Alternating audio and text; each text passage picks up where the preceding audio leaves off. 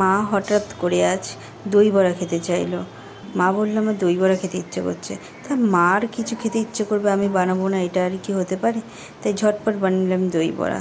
কড়াইতে দেখুন গোটা মৌরি, গোটা জিরে, গোটা ধনে আর গোটা শুকনো লঙ্কা দিয়ে আমি ভালো করে কড়াইতে টেলে নিলাম। এরপর আমি মিক্সারে ভালো করে মশলাগুলোকে গুঁড়ো করে নিলাম, একটা মশলার পেস্ট বানিয়ে নিলাম চাটের জন্য। এরপর আমি সারা রাত ভিজিয়ে রেখেছিলাম বিউলির ডাল, ওটা ভিজিয়ে রেখেছিলাম সারা রাত, মোটামুটি 7-8 ঘন্টা ভেজালেই হবে। ভালো করে মিক্সার এটা বেটে নিলাম। এরপর ওই ডালের মধ্যে আমি গোটা মৌরি, গোটা জিরে আর একটু হিং দিয়ে দিলাম, দিয়ে ভালো করে ফেটিয়ে নিলাম। একটু আপনি চাট মশলা দিতে পারেন, একটু নুন চিনিও দেবেন, আর একটু চাট মশলা দিতে পারেন। আমি চাট মশলাটা দিইনি। তো এরপর ভালো করে টেলে নিলাম, আমি ভালো করে ফেটিয়ে নিলাম আমি জিনিসটাকে। ভালো করে বাটা ডালটাকে ফেটিয়ে নিয়ে একটা জলের মধ্যে একটুখানি আমি দিয়ে দেখলাম এটা ভাসছে নাকি, দেখলাম ভাসছে। এরপর আমি ভালো করে তেল কড়াইতে তেল গরম করে বড়াগুলো ছেড়ে দিলাম। বড়া ভাজা হয়ে যাওয়ার পর ভালো করে বড়াটা ভেজে নিলাম। বড়া ভাজা হয়ে যাওয়ার পর আমি বড়াগুলো একটা জলের মধ্যে ডুবিয়ে রাখার জন্য একটা বাটিতে জল, ওর মধ্যে একটু চিনি, এর মধ্যে একটু নুন, আর যে মশলাটা আমি বানিয়েছিলাম গোটা জিনিসগুলো দিয়ে সেটা আমি দিয়ে দিলাম।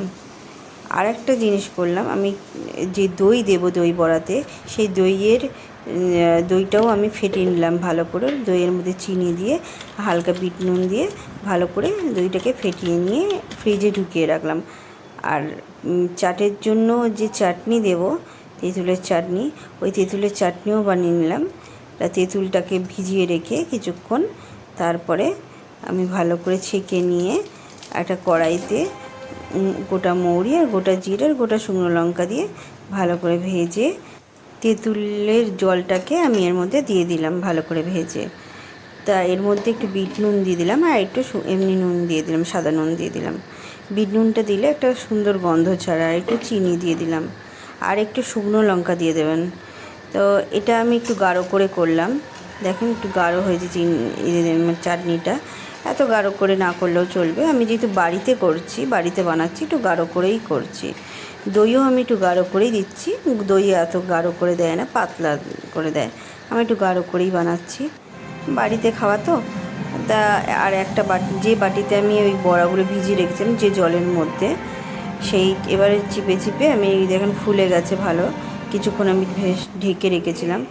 এরপর আমি একটা প্লেটে আমি বড়াগুলো নিয়ে রেখে তার উপরে যে দইটা আমি চিনি দিয়ে রেখে দিয়েছিলাম সেই দইটা আমি দিয়ে দিলাম। তার মধ্যে আমি এত দই দেয় না, আমি একটু বেশি করেই দিলাম, ঘরে একটু মুখরোচক খাবো বলেই দিলাম। তো এর মধ্যে একটু চাট মশলা, যে চাটনিটা বানিয়েছিলাম চাটনি, আর একটু দই, আর যে মশলাটা আমি বানিয়েছিলাম সেই মশলাটা আমি দিয়ে দিলাম, আর সামান্য ঝুরি ভাজা উপর দিয়ে আমি ছড়িয়ে দিলাম। ব্যাস, দেখেন কি সুন্দর লাগছে। আর সত্যি কথা বলতে খেতেও কিন্তু ভীষণ সুন্দর হয়েছে, ভীষণ ভালো হয়েছে। আমি নিজে বানিয়েছি বলে বলছি না। দেখি খেতে ইচ্ছে হচ্ছে। আরেকদিন চলে এসেছে ছোচা, কেমন হয়েছে বলবে, খারাপ হলেও ভালো বলবে।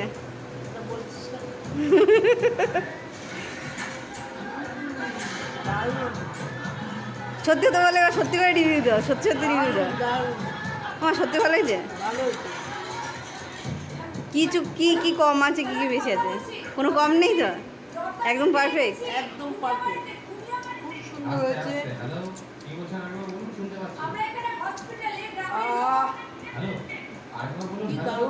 আরেকজন তো জিব্বার করে বসে রয়েছে, অলি দই বড়া খাবি? ও আগে বসে রয়েছে।